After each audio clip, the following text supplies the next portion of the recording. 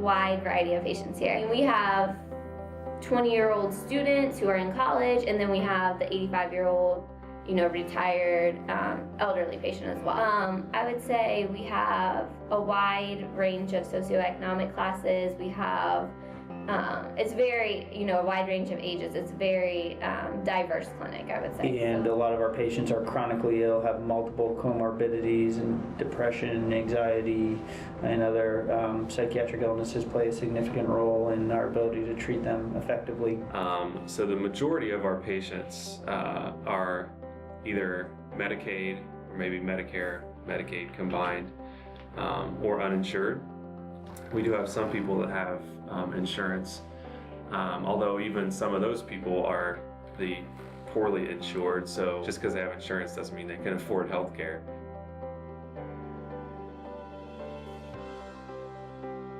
Whether it's transportation challenges that they have that people that are affluent don't have, or whether it's food purchasing choices that affluent populations have, poor populations don't have the choices, let alone the ability to get out, or maybe the cooking skills might get lost in certain populations.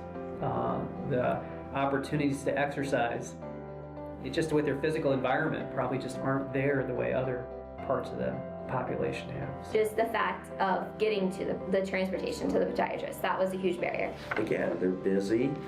This is not their number one priority, and often can't be, because they're dealing with their families and maybe their jobs, and unless they add another hour to their day, that's for the exercise part.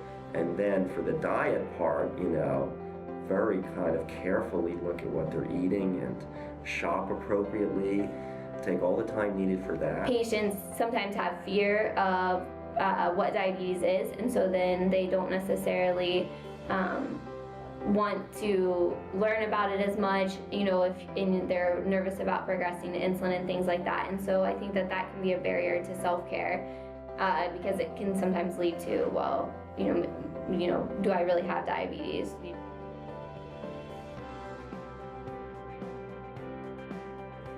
One specific person who I've been taking care of for several years, who started out on 8 or 9 medications, diabetes, hypertension, hyperlipidemia, who now is on one medicine for blood pressure, not even diabetic from the standpoint of A1C, and lipids look fantastic, and just absolutely someone who took all of that education to heart. I guess we had one patient who came in and he was just so confused and was kind of point shooting and just using insulin willy-nilly, and like, oh, so then I tried to give myself 6 units, and this is what happened when I checked, and then I tried giving myself 14, and it's like, oh my gosh, what are you doing?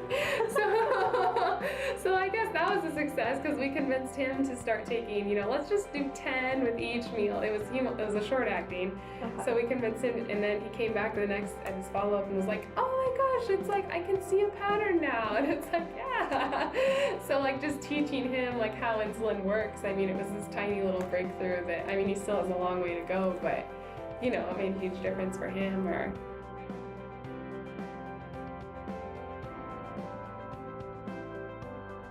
I think that Project Impact is already a success at our site, because just by going through the application process and talking about what we've already done in 2 years as a diabetes clinic and what we can do, it's allowed us to expand, and I think it will just continue to have success. The impact of Project Impact, I think, is going to be huge for us, and I'm just grateful that we have the opportunity to actually have a pharmacist or a team of pharmacists that will assist in a lot of the goals that we're trying to accomplish with our diabetic patients, that we really can't move forward on without pharmacists. And so I think this opportunity is huge for us.